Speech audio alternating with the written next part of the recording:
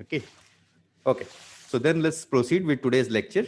So today we are going to quickly review the previous lectures, which we broadly already did, and then discuss light matter interaction, particularly, charged particle in an electromagnetic field.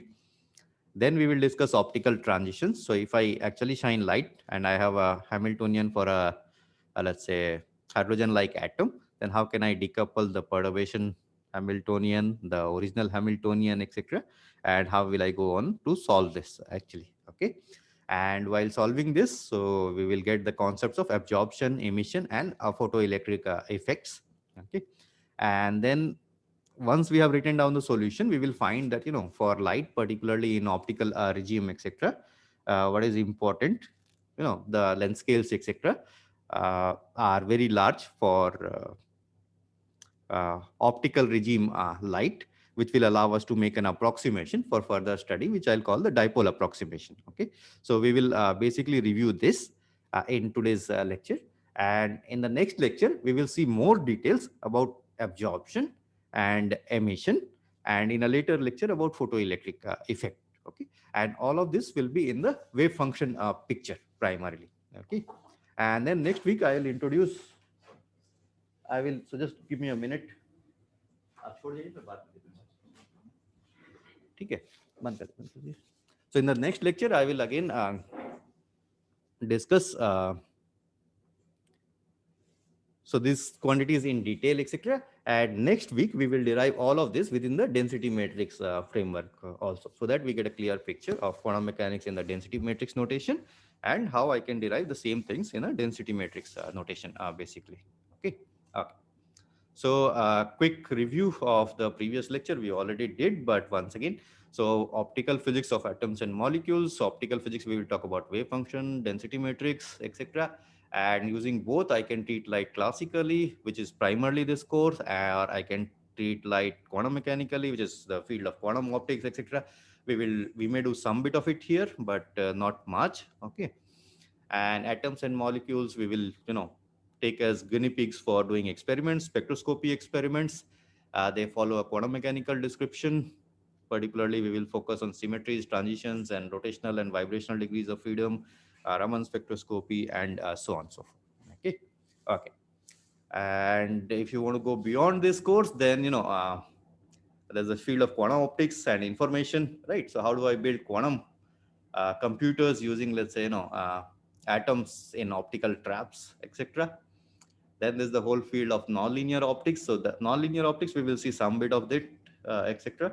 I am also doing a lot of research in nonlinear optics, not in atoms, but in crystalline materials, actually. Okay. So because of that, I have a lot of interest in this and optics in quantum materials. Okay. So we will mostly be focused on atoms, right? But if I go to, crystalline materials, and particularly crystalline materials which have more interesting properties like, topological properties, which are, in a lot of news these days, etc., or strongly correlated systems, etc., then those class of systems we call quantum materials, where sort of, physics beyond the textbooks manifests roughly. So quantum materials is a vague term, but, broadly you can say that, physics which goes beyond, let's say, Ashcroft or Marmin, that kind of physics plays a role, then you will call it a quantum material. So optics in quantum materials, and like, I mean, a lot of things like that, actually. Okay. This is just to get you excited that, you can build on this course and go ahead and discuss more things, etc. And then I already described that we discussed the classical description of monochromatic light, and starting from the Maxwell's equation and so on. And we briefly discussed when to use the classical and when to use the quantum description of light, basically, right? And later we may talk a bit more about, quantization of light and light matter interaction in the quantized light framework, actually. Okay. Okay. So let's proceed with what I have planned for today. Okay. And before proceeding, is there any question or anything somebody wants to share, some excitement, anything?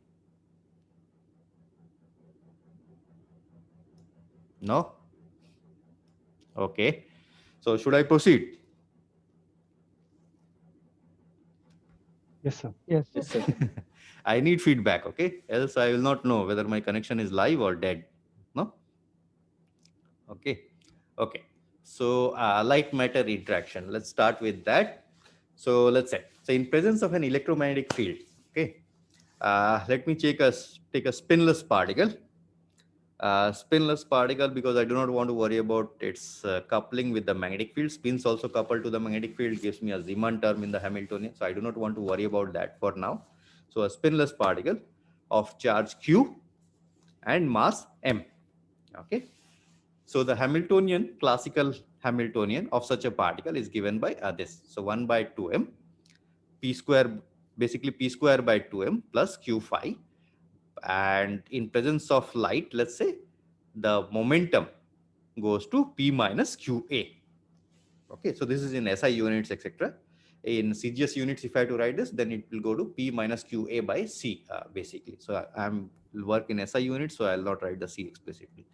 Okay, that's the classical Lagrangian Hamiltonian of a system that you can easily derive, actually. Okay, and the derivation is also given in this book by Bradson and Jacochen in one of the appendices, etc. Okay, and most of what I'm going to talk about, a good reference for that is this chapter 4 of this book by Jacochen and Bradson. Okay. Okay, so that's the Hamiltonian to start with, and in the quantum regime also, I have a similar Hamiltonian, just that P becomes a operator and so on.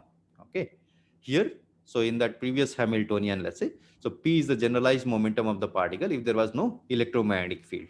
Okay, in presence of an electromagnetic field, the P minus QA becomes the momentum that will manifest in measurements, actually. So physically measurable momentum is P minus QA. Okay. And since we will be dealing with hydrogenic atoms, etc., the charged particles will be electrons.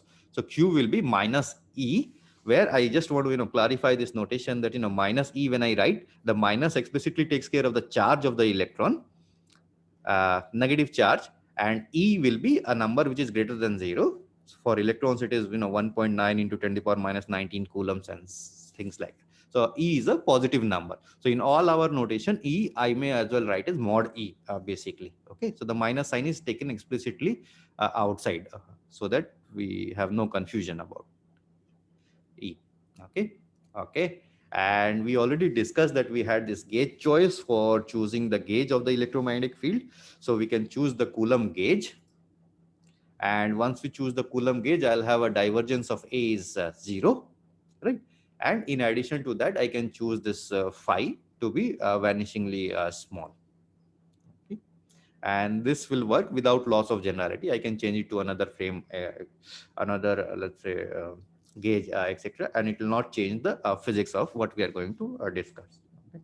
So that's the beauty of gauge choices, etc. It makes our calculations easy, but it will not change the final physical results. Okay, in most of the cases. Okay. So then we will explicitly consider hydrogen-like atoms in an electromagnetic field.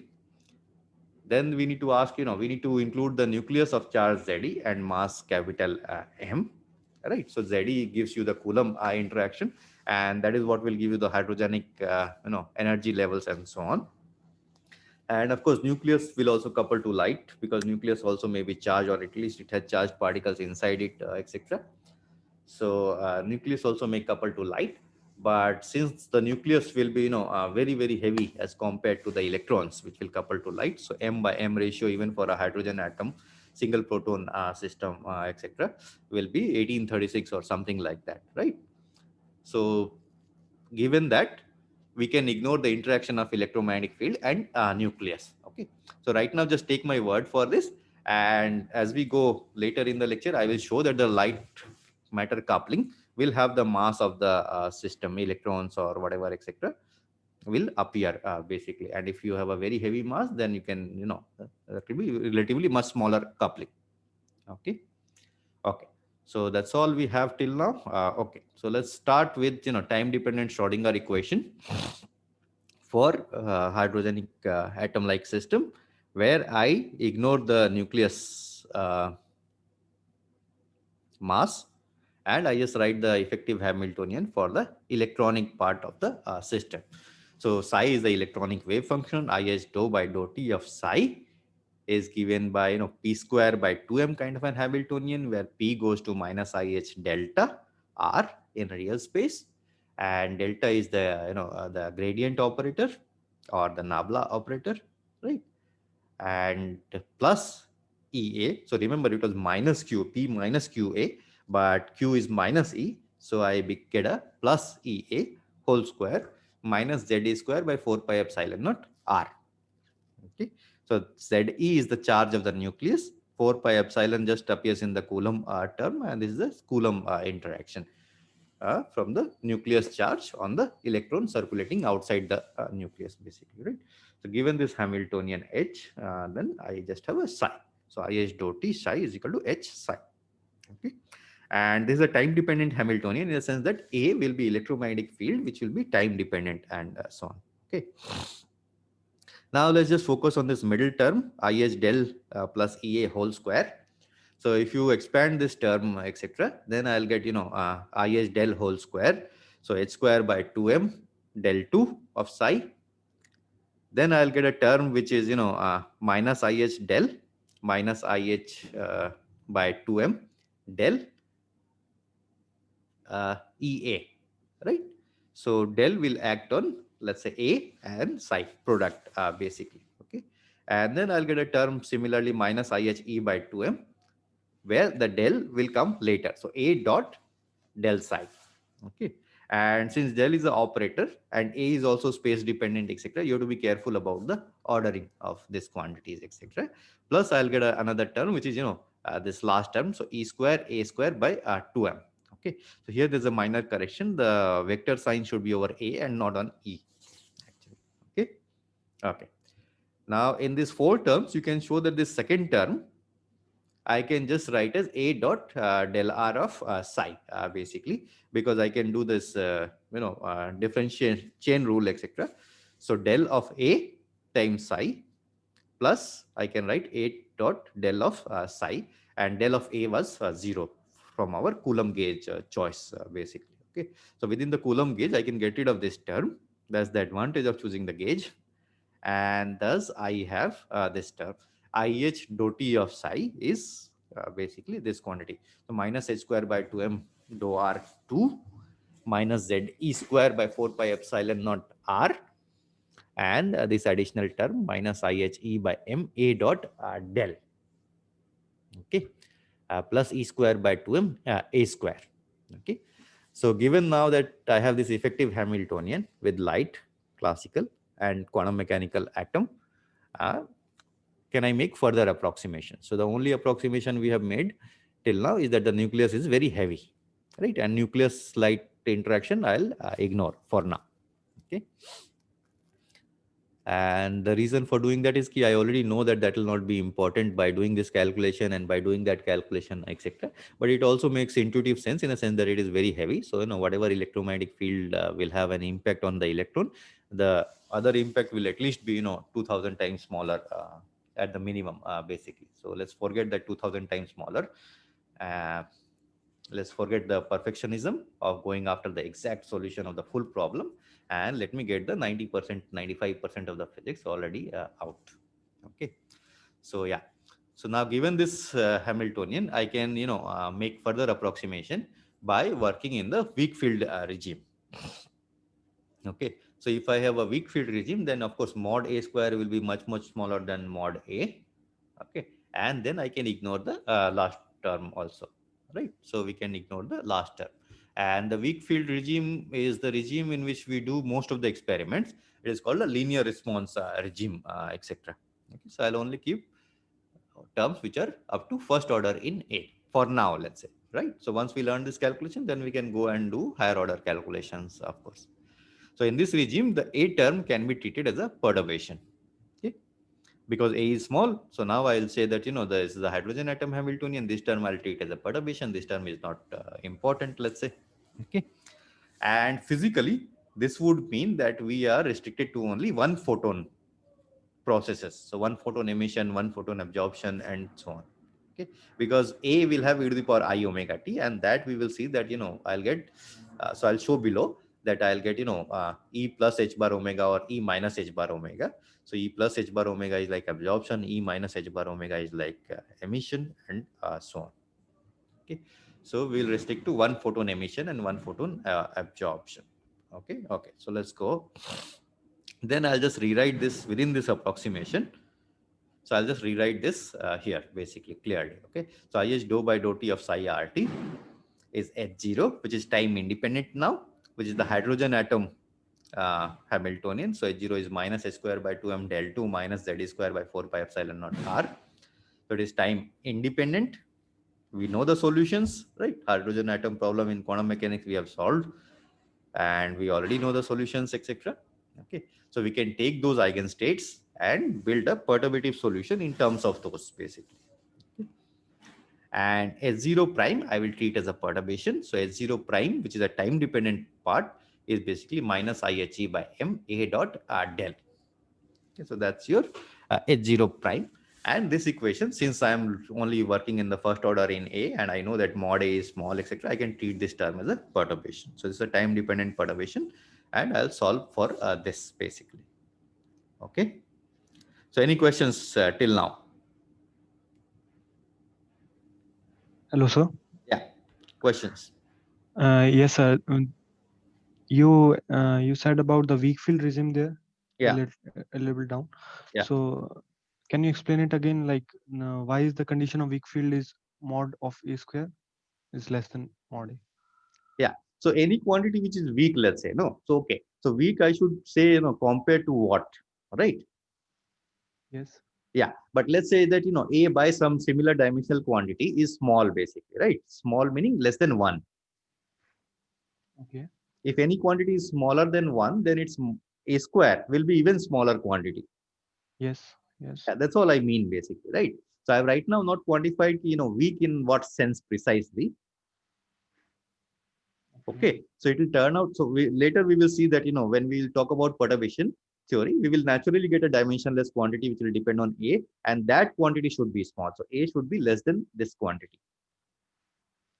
Okay, sir.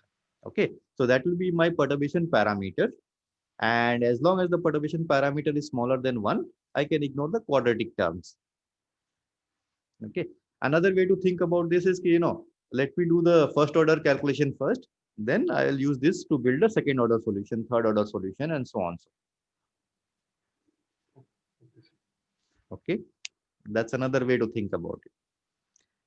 And A square will anyway involve two photon processes, right? So I can also experimentally no, I'm looking for one photon processes only right now, and that's it basically. Okay. Okay, sir. So that would be my weak field regime. So we will quantify this precisely actually. So just in today's lecture, we will quantify below what the weak field regime will look like actually. Okay. So I've not written explicitly, but I'll point out and then later I will update this note after writing that. Okay, sir. Okay. More questions? So this weak field regime, you called it as a linear response regime because the perturbation is in linear in A, right? The perturbation is linear in? A, like the Yeah. vector potential. Yeah, that is correct. And you said that we here mostly we'll work on the like we'll ignore the A square term because we consider weak field. But experimentally, when you said that two photon problems, there are always that is always possible to have the second order term, right? Yeah. So we will calculate that. But for now, for this lecture, let's just focus on one photon processes. Yeah. Okay.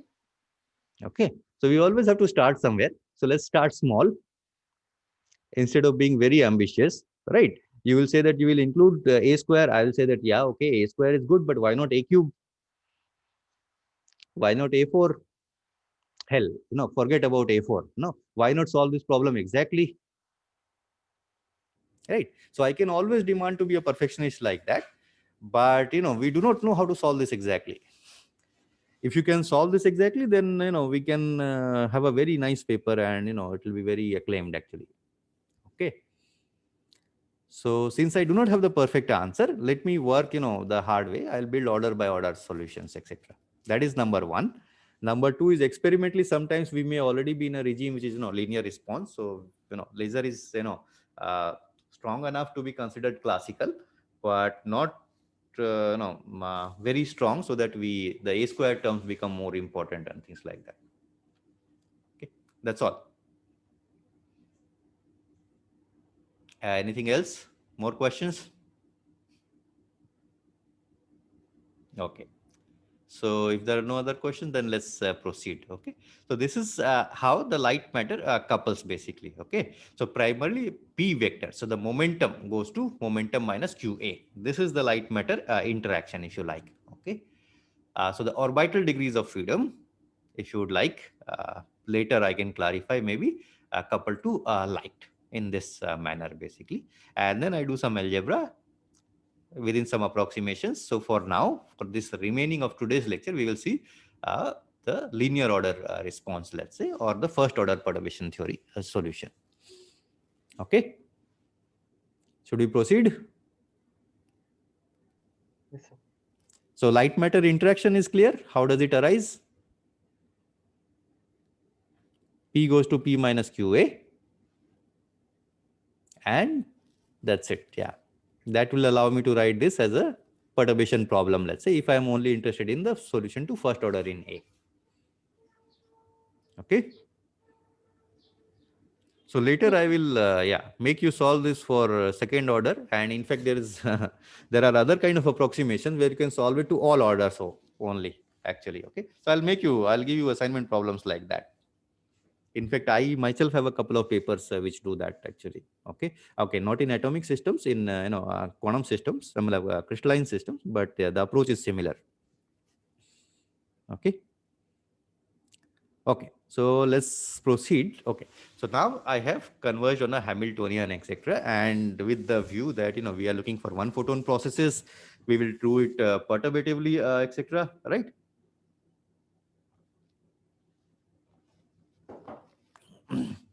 Okay. So then let's look at optical transitions, basically. Okay, so with this light matter coupled Hamiltonian, how do I view optical transitions? Okay, so I'll make it slightly bigger. Yeah. Okay. Okay. So this is just the rewriting of what I had in the previous page. So IH dot T of psi is equal to H0 plus H0 prime times psi. H0 is the hydrogen atom-like wave function, atomic wave function, let's say. And H0 prime is minus IHE by M A dot del, basically. Okay. Okay. And we will need to solve, since H0 prime is a time-dependent this thing, we will need to use time-dependent perturbation theory. And I hope all of you remember your time-dependent perturbation theory, right? All of you remember, right? From quantum mechanics, your time-dependent perturbation theory? Yes, sir. Or should I give a quiz on that? Okay. Anyway, so even if you have forgotten, we will do all the steps explicitly here, etc. Okay, so that we can review it again. Okay. Okay. So now S0 is the atomic wave function, atomic Hamiltonian, let's say, for which we already know the solution. Okay, so just to set the notation, let us say that phi k and ek are the eigenstates and eigenvalues of H0. So H0 phi k is equal to ek phi k. Okay, so phi k is the normalized hydrogenic wave function, let's say, which forms a complete basis set, and ek is the eigenstates or the energy values of this Hamiltonian. Okay, and k is the quantum number which will label all the states, right? So n is equal to 1 2 3 4, then L, so the combination of n, L, everything, etc. is buried into this notation k. Okay. Okay, then one minor question. So question from me to you actually. Okay, so hydrogen atom has only continuous states, or it also has has only discrete states, or it also has continuous states?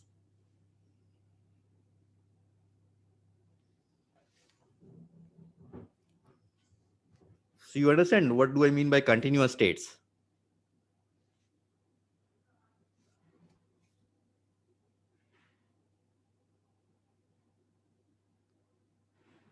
Continuous states and discrete states, right? Okay, so can somebody explain what is Yes, discrete states? Yeah.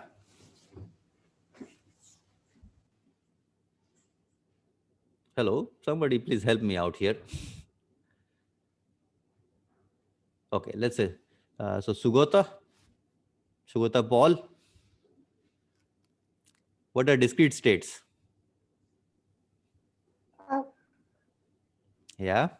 uh, Yeah. discrete states mean In quantum mechanics, we always like quantize the energy levels and And like the corresponding energy states are probably called as. okay, so the n is equal to 1 for hydrogen atom, n is equal to 2, 3, 4, I'll call discrete states, right? Yeah. Okay, so what are continuous states?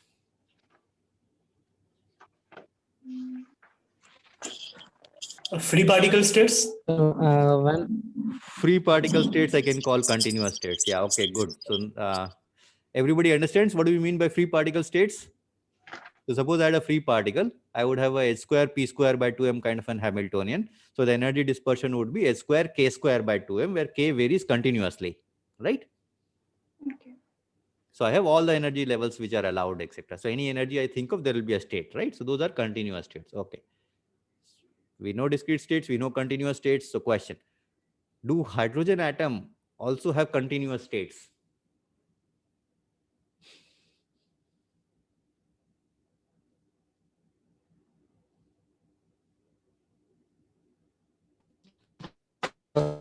Yeah. for large n, it is approximately, it will approximately add as continuous state, no? Okay. So I, And those yeah.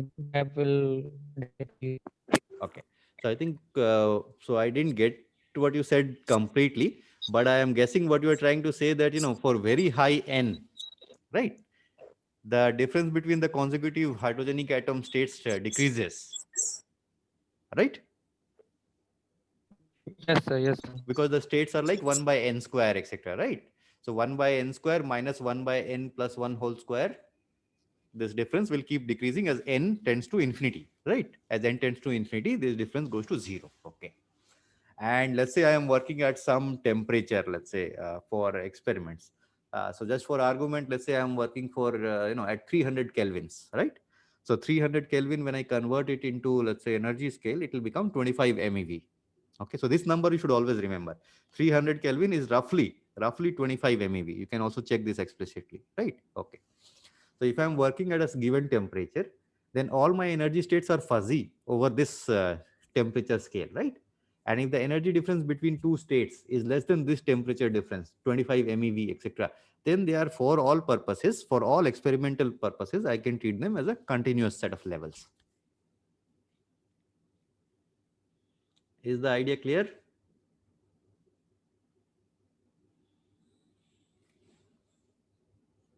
Is the idea clear? Hello, sir. Can you repeat that? Yeah. So I am saying all the energy levels, right? Normally, discrete energy levels, we think of them like delta functions, right? Yes. Right. Okay. Now, all I am saying is, let's think that in nature there are never delta functions. In nature, there will be Lorentzians or Gaussians, continuous functions, right? So the delta function will have a small broadening. And one common broadening that you can think of is the temperature energy scale. Is the idea clear? Okay. Yeah, okay.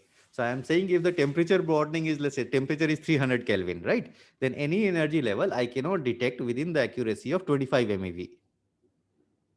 Because I measure an energy, I can, because of thermal fluctuations, I can always measure that energy plus 25 MeV and that minus 25 MeV and things like that. Okay. So roughly, let's take half of this window. So I'll say that, that energy level is fuzzy within this 25 MeV window.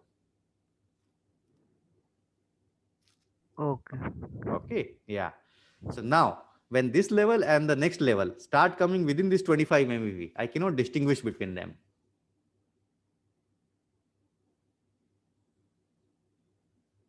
Yes.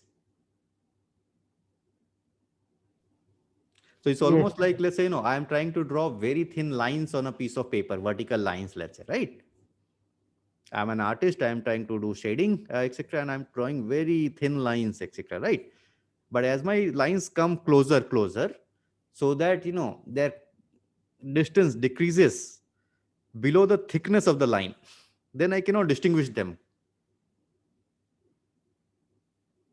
The different lines, right? Yeah, yes. And that's what is happening. Okay. So then I have a continuum of states, etc. So the high energy states of the hydrogen atom, etc. I can think of them as continuum of states. Okay. So this will be important for photoelectric effects. Okay. Okay. So this was just a detour. Let's go get back. Okay. Okay. So H0 phi-k is Ek phi-k. Okay. And now I will write down the perturbed wave function, right? Most generically, without making any assumptions, etc., I can always write it in this particular form. So I had a phi-k, which forms a complete basis set. I can expand my, the wave function of the full solution, the perturbed solution, etc. Psi, I can expand in terms of these eigenstates, etc. Okay. And just to make my life easier, I'll write them in this particular form where Ct is a time dependent coefficient and the phi-k and its energy dependence, I'll write down explicitly. So phi-k, r and t I can write down, but the t part is already contained in this e to the power minus I Ekt by h. And that I already know from the solution, this equation, h phi-k is equal to E phi-k. Okay. So that let's call equation number 2. Anybody has any objection with equation number 2? That's my most basic premise of quantum mechanics, that this wave functions which satisfy any Hamiltonian, etc., they form a complete basis set. If it is a complete basis set, then any other function I can expand in terms of these basis sets. Doesn't matter if it is time dependent, time independent, etc. and so on. Okay. The whole trick is what is CKT I have not specified. And the whole of quantum mechanics is built around, calculating this CKT. Actually, that's what we will do in the rest of this lecture also. What is CKT? Right? The amplitude of this wave function components, etc. Okay. So I can now take this equation 2 and substitute in the Hamiltonian just to get some relation between the CKs basically, right? Sir, this Yeah. wave function is for total Hamiltonian. This wave function is for total Hamiltonian, correct? Okay. Which is the perturbed Hamiltonian. Yeah. So see my notation, be very clear. No, psi is the wave function of both the Hamiltonian combined in equation 1, right? And phi-k is the wave function of the H0 only. Okay. So psi I have written as a linear combination of all phi-k's. Yeah. Okay, sir. Fine. Right. So if you have read any quantum mechanics, you cannot object to 2. No assumptions, no approximations in writing 2 actually. 2 is exact. Okay. Okay. But 2 is still, in some sense shady because I do not know explicit values of Ck. And my goal, I want to calculate these values of Ck, right? That is the whole purpose of this time-dependent perturbation theory, etc. If I have explicit expressions of Ct, then I will know the full wave function. Then I will know how the energies change and all these transitions, etc. Okay. Okay. So 2 is, let's say, if you like, quantum mechanically exact statement, which is written in terms of Ck. I can also call it an ansatz, let's say, guess solution. So it is not a guess solution, but in a sense that Ck's are undetermined. But by treating it like a guess solution, I can determine Ck's. So let me put 2 into 1, and I'll do some algebra. Okay. Okay. So this you will have to calculate on your own actually. Okay. But let's just put this wave function on the left hand side, IH dou k dou t psi. So the first line is the left hand side. So I'll have a IH and I had a dou t of psi, right? So sum over, let's say, k prime. So the first derivative I already did on the Ck prime, right? The rest of the terms remained as they are.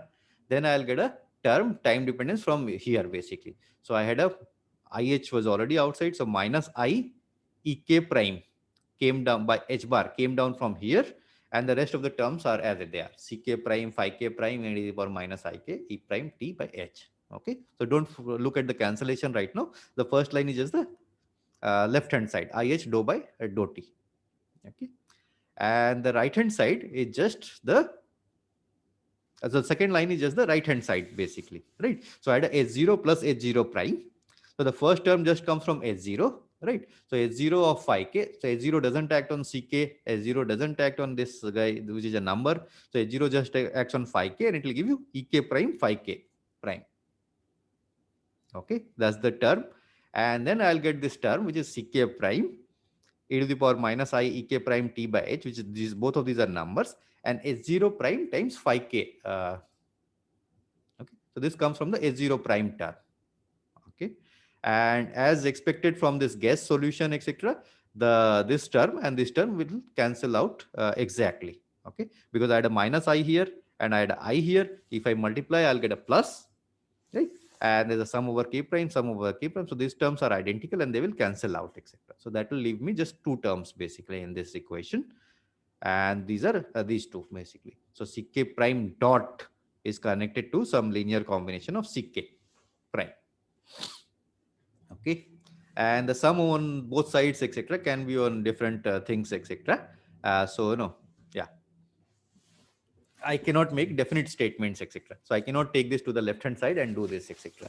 And that is because h0 prime, when acting on phi k prime, I do not know what is the answer. It may couple to other phi's, etc. Okay, okay. So then the solution to this is, so I can get rid of the sum here, k prime, on the left hand side by doing the following operations. So I can multiply this equation from the left. Okay, I need to be careful about multiplication on the left or right because I have a Hamiltonian operator here, no, h0 prime. So depending on left and right, I may get different answers, etc. So I'll specify, I'll multiply this equation from the left by phi b, some arbitrary wave function times its time dependence complex conjugate basically, right? So if you know the bracket notation, so this equation, let's say, is in terms of ket, then I will multiply it with a corresponding bra. Okay, so this is what I'll be doing basically. Okay, so I'll multiply it by a phi b e to the power I e b t by h, and then I'll integrate both sides over r basically. Okay, so I'll basically trying to take a scalar product of this quantity. So if I do this on the left hand side, the first term basically I'll get a sum over k prime phi b phi k prime, right? So this is the compact notation for the scalar product, right? Okay, and I'll get the ck dot e to the power I eb t, which came with a positive power, minus ek prime t by h. Okay, so that's all I'll get. And the advantage of doing this is that this guy phi b phi k scalar product is just delta function of k. So the Kronecker delta function of k prime and b. Okay, and that will just give me cb dot, right? Because if k prime goes to b, then k prime goes to b in this term also, and this term becomes 1. Okay, so this just gives you cb dot. Okay, and the same exercise on the right hand side will yield this basically. So psi b, with which we multiplied h0 prime psi k. Okay, ck prime and e to the power I eb minus ck prime t by h actually. And here I still have a summation over k prime because I do not know, without information about this term, let me assume that it will have matrix elements which will connect all other terms also. Okay, so that's what I'll get. So cb dot t is minus ih, sorry, ih inverse, the ih bracket inverse sum over k h prime bk t ckt e to the power I omega bkt, where omega bk I have defined as eb minus ek prime by h bar. So I will write it as a frequency because this will couple to light frequency just below actually. Okay, and this expression is just very general result from time dependent perturbation theory. So it's like revision of your time dependent perturbation theory. So I have not specified what is h prime bk. I have not even specified, used here the fact that these are wave functions of the hydrogen atom, etc. Nothing. So this coefficient expansion, etc., is a very general result from time dependent perturbation theory. We just did it explicitly here. Okay, and this will also work if I had a second order term in a square also, etc. So that also I have not assumed. So that assumption will go in when I will start putting in this h0 prime expression. Okay, okay. So any questions till this part?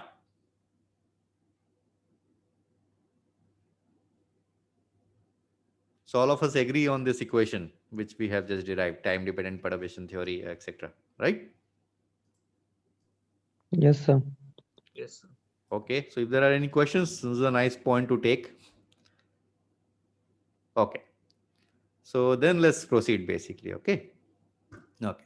Now I'll say that, so given that this equation is there, so let the system initially be in a bound eigenstate of energy Ea, since I have in the background of my mind hydrogen atoms, etc. So let it be one of the bound eigenstates of energy EA. Okay. So bound eigenstates would mean also discrete eigenstates of EA, etc. Okay. And wave function phi A. Okay. And then you say that, there's a pulse of radiation which is switched on at time t is equal to 0. Now I'll have to give you details of the perturbation, etc. to solve it. Okay. Okay. With these two conditions, the initial condition will become that Ck for t less than 0. No, there is no light. No light meaning no H0 prime. If no H0 prime, then everything was 0 basically on this side, right? Then Ck is just delta Ka. Okay, meaning the wave function was completely collapsed in the level in which it initially was, phi A. That's it, right? So the K coefficient which will survive is the A coefficient basically, okay, and nothing else. Okay, with that now you can start solving it order by order actually. Okay, so you will put, so this whatever is the zeroth solution, this is the zeroth solution, etc. This solution you will put on the right hand side. Okay, and that gives you a left hand side to first order. The integrated version of that gives you the first order solution. Then I can try putting the first order solution again on the right hand side and I'll get a second order solution. I'll keep doing this and I build the perturbation series order by order, right? So this all of you are, I'm guessing, familiar with, etc. Or if not, then also, do not worry. The only point is to first order, I'll get an equation like this, that C dot BT is equal to IH this, then this quantity where the K sum is only over delta KA, etc. So this becomes A. So I'll have a H prime BA CA e to the power I omega BAT, and I will have to integrate that guy because this guy is a, so all that I did is that basically. So this CB first order perturbation theory T is equal to this quantity, basically, precisely this. Okay. And that's my expression, which will involve all the transitions and so on and so forth. Okay. Okay. Now writing this HBA explicitly, etc. So you remember HBA was basically IE.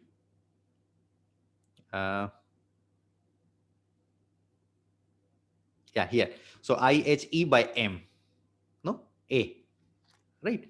So this will already give you the idea of what is a small perturbation parameter actually. Okay. But it will become more clear here, let's say. Okay. So yeah. So let's write this explicitly. So I put in the, so I already had a IH, right? So I wrote a minus IH E by M, etc. So I start getting this kind of terms. E by M psi B A dot del psi A e to the power minus omega BA T prime dt prime. Basically, where this wave function, this coefficient is a time dependent coefficient, so up to t. So I have integrated this from 0 to t basically. Okay. Okay. Where this quantity explicitly psi b a dot del psi a, so there should be a vertical line here missing, is just the scalar product of this quantity. So psi b with this operator a dot del in between, where del will act on psi a, act towards the right actually, times the dr. So the three-dimensional, let's say, volume integral, etc. And omega b is eb minus ea by h basically. Okay. So is this solution clear? Equation 3.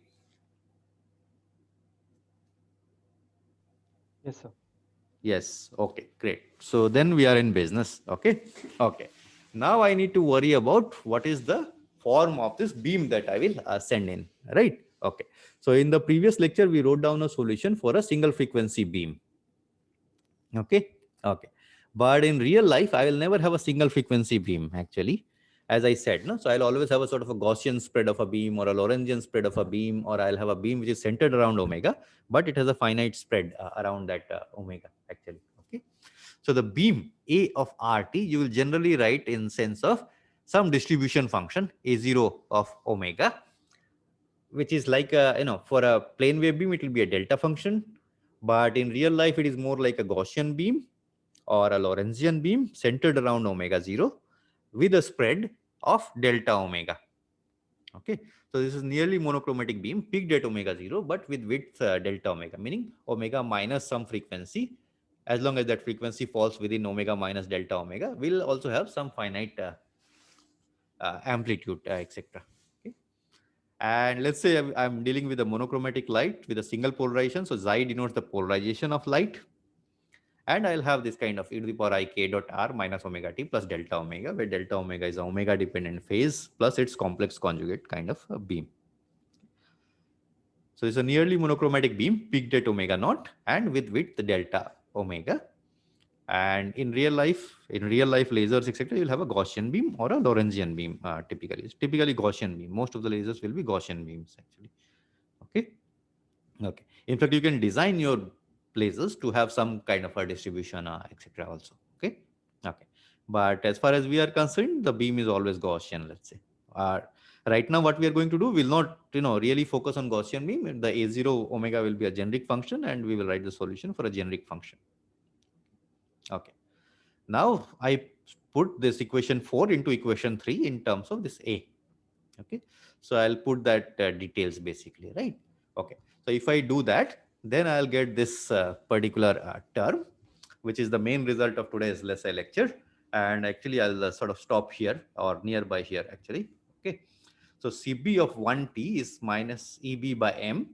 This is a d omega integral, which was the integral over this frequency beam, right? So this comes from A. I cannot do anything about it. So d omega A0 omega. Okay. And then within bracket, I'll have this two different terms basically, because A had two different terms, one from this and other from the complex conjugate, right? And here I had a dot delta term only. Okay. Okay. And remember that I already had the 0 to t integral in the A. So I'll have a 0 to t integral dt prime e to the power I omega BA minus omega t prime. And here I'll have, for the complex conjugate part, I'll have this type of terms e to the power minus I delta omega e to the power minus I k dot r epsilon dot delta psi A and 0 to t dt prime e to the power I omega BA plus omega t prime. Okay. Okay. So let me stop here for a minute. So any questions for equation 5 or in the follow-up till equation 5?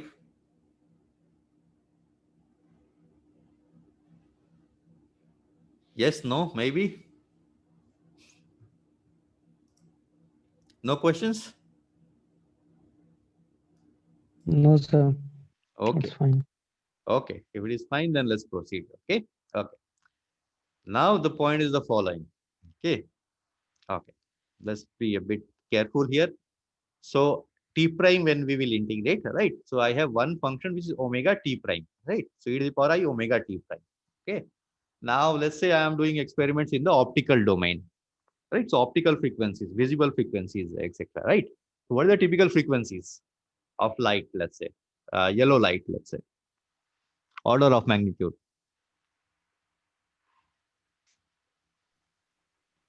Come on, this somebody has to tell me. Order of magnitude of frequencies, light frequencies. Nobody works in a laser lab for MSc project? Come on. 10 to the power 14. 10 to the power 14 or 10 to the power 15, let's say. Okay. So just to make it slightly easier to calculate, I'll keep 10 to the power 15. Okay. Okay. So if the light frequency is 10 to the power 15 hertz, let's say, then omega is basically 10 to the power minus 15. So the time scale associated with this is 10 to the power femtosecond time scale, basically, right? So 10 to the power minus 15 seconds. Okay. So this quantity oscillates over the time scales of femtoseconds. No, omega t. Okay. And we will never do experiment. Okay. So most of the experiments we will do are over a much larger time scale than femtosecond time scales, right? So femtosecond time scale experiments are very specific. We have just started doing them, etc., few years, etc. And in this lecture, we will mostly talk about experiments which take at least, much larger time scale. Okay. So if that is true, then this integral is mostly negligible because it is oscillating so fast that, over whatever time scale you consider it, the oscillations will kill this integral. Okay. Unless these two quantities match precisely. So omega BA minus omega becomes 0. If it becomes 0, then it doesn't matter what time scale I integrate in. I'll always get a 1 into the t integral, basically, is what I'll do. Okay. Okay. So I have two conditions, basically. So I have a omega BA is equal to omega to get a finite answer out of this. And remember, omega BA was, EB minus EA by H. So this implies that I'll have a EB is equal to EA plus H bar omega. No? So I started with the EA. Remember, my system was in a ground state of A bound state. I absorbed a photon and I went to a higher energy state. Right? So that's the absorption of radiation. The second term, omega BA plus omega T prime, the condition I'll get is omega BA is equal to minus omega, or EB is equal to EA minus H bar omega. And that leads to an emission of radiation, right? And all of these are single photon processes, because remember, my perturbation is just A dot del, etc., right? So I already removed the second order CA, and this is also first order perturbation theory. So I'll not get higher order terms, etc. So this is a single photon emission and single photon radiation. Is that clear? So this is the simplest calculation. Yeah. Is it we are getting the single photon? Is it because we have taken the linear term in A, linear perturbation? Okay. So this is an excellent question. Okay. Why are we getting linear in? Why are we getting single photon processes? Right. Yeah. Okay. So we are getting single photon processes because in the perturbation H prime Hamiltonian, we have kept only single order term.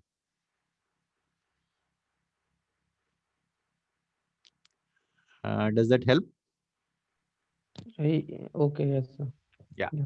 So in the H prime, I have kept only single order term, basically only A. I neglected the A square term. So had I kept the A square term, then just in this step itself, so suppose I could have kept the A square term here, what would I have? So A plus A dot del plus I would have had a square, right? Yes, sir. Yeah. So that A square would have given me a 2 omega term. Because A, Okay. when I would have squared, I would have got a 2 omega. So I would have got a similar term with omega BA minus 2 omega, etc.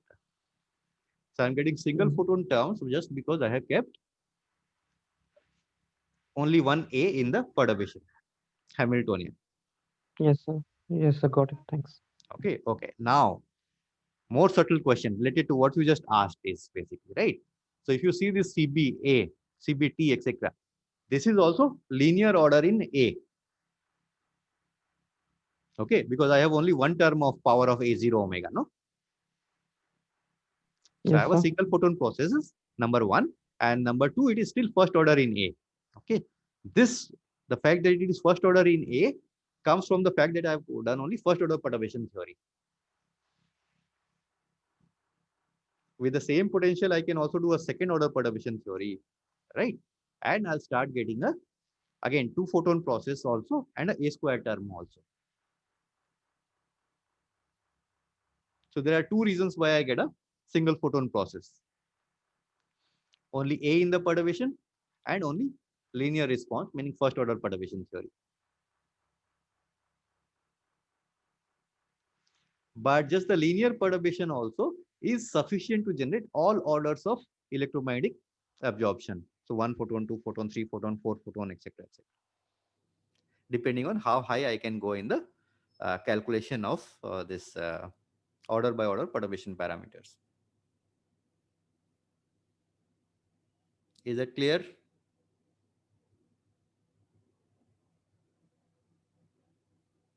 Questions? Sir, I couldn't get the last part. Means what you Yeah. told that we can get all order of interaction Yeah. of photons Yeah. from. So here, what did I perturbation. do? So let's go back a bit, right? Yeah. So I got this equation for perturbation theory, right? Yes, sir. Yeah. Okay. Now, how do I solve this kind of an equation? I solve this kind of an equation by, I'll assume some solution, ground state solution. No light, there was a solution to start with, right? Yes, sir. And I will put that in the right hand side. So I started with HBK, which had no A dependency in it, etc., meaning no dependence in phi B and phi K prime, right? So I had a wave functions which are ground state wave functions, etc. And the only A dependent came from H0 prime. Yes. Yes, yes, yes. Sir. Yeah. So if I do that, then that is called the first order perturbation theory. So I got a CB1 which dependent linearly on A. No? Yeah. So here, so CB1, I got a linear dependence on A. Right? Yes, sir. But this is a solution only to first order in A. My original equation is still valid, no? Yeah, yes, sir. So now I can start going back and write down psi k by using this first order solution of CB. So my wave function now will have a first order in A, right? And I will have the sandwich term, etc. So I'll start getting a second order. Then I can put this back in the original Hamiltonian. I'll start getting third order, fourth order, and so on. Okay. Okay, okay, sir. Yes, sir. Got Yeah. it. So the fact that you have one photon processes relies on two factors. Okay. One, you have retained only the A in the perturbation, Hamiltonian. And second, you are only doing first order perturbation. So it's a slightly subtle point actually. Okay. Okay. Okay, so great. So we are halfway there. Okay, so we have not specified the A eigenstates. Okay, so this we already discussed a bit. So the A eigenstates can be either continuous or discrete. And I already argued why, you can think of H atom having both kinds of spectrum. Okay, okay. Now this is important. So when I jump from, discrete initial, let's say eigenstate to a discrete final eigenstate, EB and EA, right? So I get a single photon emission or single photon emission process. I can jump from, initial discrete to a continuum of final states. So the free electron Hamiltonian I can jump to, right? So then is equal to infinity eigenstates of, even Schrodinger equation will be like P square by 2m. Okay. So then I'll get a photoelectric effect. So that's the origin of your, photoelectric effect. And let's say single photon emission absorption processes. Simplest picture I can give you within a quantum mechanical framework of the atom plus light treated classical. Okay. And this is roughly what, let's say, 50% of this course is about, at least. This kind of light matter interaction, this kind of calculations, and this is the essence basically. So most of this I have done is from chapter 4 of this book by Jacochen and Bradson. But this way of doing it, just, it gives you a broad overview of 50% of the course. Quantum mechanics of particles plus, treating A as a classical. I do the quantum mechanical perturbation theory. I'll start getting single photon. You have an idea how do I build two photon emission, two photon absorption, etc., photoelectric effect, etc., and the same things basically. Okay. Okay. Okay. So each of these we will do in more details basically. We'll explicitly calculate. So the absorption, single photon. Emission also we will calculate, single photon, but emission can be of two kinds, spontaneous and stimulated. We will see what they mean. Photoelectric effect. So each of these we will do in more details later actually. Okay. So absorption and emission I'll do in the next lecture itself. Photoelectric effect I'll do in another lecture. Okay. Okay. But before I wrap it up, one more small thing, etc., which is called the dipole approximation. So whenever you do light matter interaction, you will encounter this term dipole approximation, etc. Okay. So what do we mean by dipole approximation? Why it is called a dipole approximation, and so on. Now, in equation 5, okay, so the perturbation of, let's say, light and so the perturbation theory, etc., we got this kind of an integral, right? So psi b e to the power I k dot r xi times delta of psi a, etc. Okay. So we got this kind of terms basically, which we will call matrix element. So it's called optical matrix element. Yeah. Okay. So the optical matrix element, let's define MBA is equal to psi b slash e to the power I k dot r polarization dot del of psi a. Okay. And this I can write explicitly in an integral form. So psi b star e to the power I k r polarization dot nabla times psi a of r. I integrate over the whole volume basically. Okay. So optical matrix element, etc. Okay. Now the problem is treating this e to the power I k dot r, because this will retain the real space r for all orders basically, right? Okay. So e to the power I k r of course goes as 1 plus e to the I dot kr plus 1 by 2 factorial I kr whole square, etc. and so on. Okay. Now the important point is, okay, this quantity will be evaluated with psi b and psi a. Okay, and psi b and psi a are atomic wave functions, etc. They will extend over a few Armstrongs, right? Hydrogenic atom, let's say, wave functions will extend over a few Armstrongs only, particularly for, let's say, emission and absorption kind of a phenomena. Okay. Okay.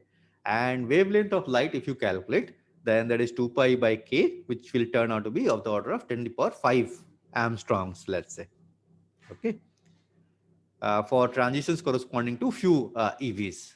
Okay, so this will be like order of butter atomic transitions. So hydrogen atom energy levels are what, 13.6 and 1 by n square of that number, etc.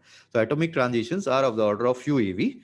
Corresponding to, let's say, few EV, you will find that the wavelength of light is 10 to the power 5 Armstrong. So here I have an integral which involves terms which are finite only over a few Armstrong, tens of Armstrong, let's say. And here I have a term in which I get contribution other than 1 over a length scale of 10 to the power 5 Armstrong, etc. Okay. Then that implies that I need not keep all those terms, etc. To all a reasonable approximation, I can make e to the power I k dot r as 1 for atomic transitions. Okay. And if I do this, then this is what is called an electric dipole approximation. Okay. And physically, this will be equivalent to neglecting retardation across the atom. So the electrons, they can have retarded motion, etc. Ignoring that across the length scale of an atom, which is sort of fine. Even with this approximation, we get answers which are very close to experimental values, etc. So this is fine. Okay. So within this approximation, MBA, you can write as xi dot psi b del psi a. And del you can go back and write in terms of the momentum operator by using P's minus IH del. Okay, so then I get polarization into psi b p psi a, and p, you remember, is nothing but r dot. Okay, so p is r dot velocity divided by velocity into momentum, actually. So you get this kind of a term, actually. Okay. And then you can start doing a little bit of algebra by using the Heisenberg equation of motion for r dot, etc.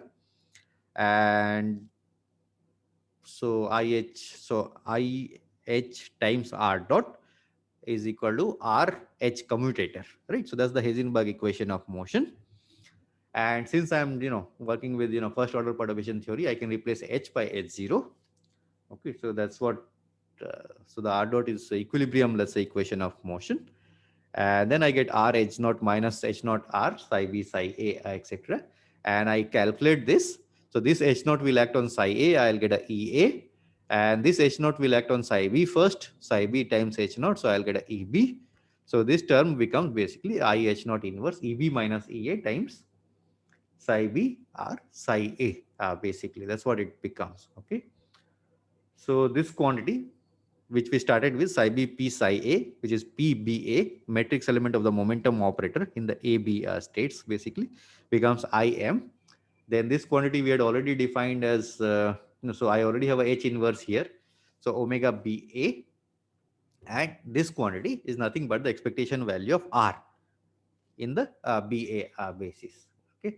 So a little algebra, and that gives me this momentum operator in the BA basis. I can relate to the position operator in the BA basis, as long as I multiply them by these factors, basically. Okay. And then, so this is nice. Why it is nice? Because then the matrix element was related to the momentum operator. I can relate it to the position operator by this identity. So MBA is equal to minus M omega BA by H times xi dot RBA, etc. Okay. And RBA is nothing but, is related to the dipole operator. Okay. So roughly for a charge distribution, I can define a dipole operator as sum over all charges minus E dot R, right? For a single electron, let me just keep it as it is, minus E times R vector. Okay. And if I take the expectation value over B and A, it will become DBA is equal to minus ER BA. Okay. So this is related to the dipole optical matrix elements becomes related to the dipole operator. Okay. And that's what this approximation is. Okay, so MBA will become EMWBA by H Xi dot DBA. Okay, and that's the dipole approximation basically. Okay. Sir, Yeah. in the last equation, E should be in division, no? Means M omega BA by H bar E. So there may be an algebraic mistake. Okay, so what is the statement? Say that again. In the equation where we are In this boxed substituting equation. RBA with DB. Yeah, in this boxed equation. In the right hand side, Yeah. the term should be M omega BA by E H bar, no? Because when you substitute it, E should be in the division. Okay, so that you can check actually. So I'll also check and correct these notes and update. Let's see. So the first part is correct, right? This equation is correct. Okay, so R I just replaced by dBA by E. Okay, so E should probably be in the denominator. Yeah, okay. Correct. Yeah, so E is probably wrong here. It should be probably in the denominator, EH, etc. Yeah. Okay. So that's the dipole approximation. So I will stop here, and then in the next lecture, we will do more closely this. Sir? Yeah. Sir, can you explain why did we need this dipole approximation? Can We you do not explain? need, okay, we do not need, but it just, physically useful, no? Because e to the power I kr, I can keep it as it is, but it varies over a length scale of, so kr will start showing some positive things over a length scale of 10 to the power 5 Armstrongs, right? And the atomic wave functions over which I will integrate, etc., are tens of Armstrong. Yes. Right. So when I take their product, the product will decay over 10 of Armstrongs actually.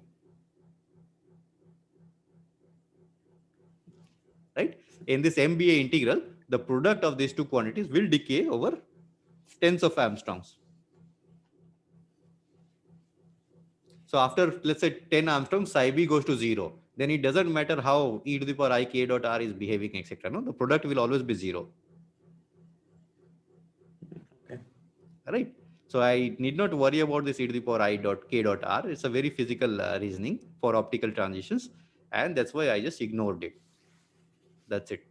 And another thing is this quantity we found that in this perturbation theory, the quantity of, let's say, the system which connects to light is this quantity MBA. So the polarization dot del of the wave function, etc. Right. So I can write it intrinsically in terms of this quantity, the momentum operator, or in terms of the dipole operator. That's all. Okay. More questions? Sir, Yeah. go to the previous page. Yeah. Yeah. Sir, here P, Yeah. you replaced P by R dot, right? Sorry. You replaced P by R dot. It can be done. Yeah. Yeah, but that should be E plus A EA vector potential. Yeah, okay. So it's a good point actually. Okay. So you have to be a bit careful. So I can do this because I am in first order perturbation theory. Okay. Yeah. Yeah. So that's a good point actually. Yeah. But I am in first order perturbation theory. So I can do this actually. Okay. And also, sir, Yeah. you told that 1 h cut omega is means for that 1 photon. That is an assumption, or Sorry, one photon is? that is 1 h cut omega. Yeah. That means for 1 photon. Yeah, yeah. That is an assumption, or?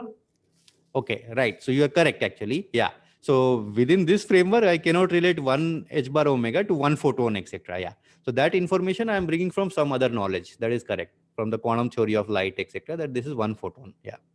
Okay. That is, you are absolutely right actually. Yeah.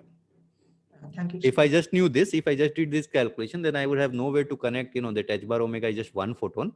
Okay. I just know that this is one interaction with light. Okay. And then I'm invoking my background knowledge that I know light is quantized. One interaction would be, with 1 photon, etc. And that's why I'm calling it single photon. That's it. Very nice question, by the way. Yeah. More questions?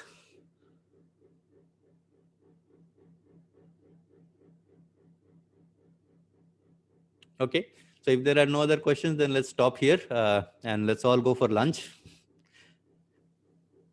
Right. And if you have any other question, you can write to me in email or you can write in the Mookit forum also. So I'll upload today's videos, just last lecture's videos, etc. Everything on Mookit by today end of the day, let's say.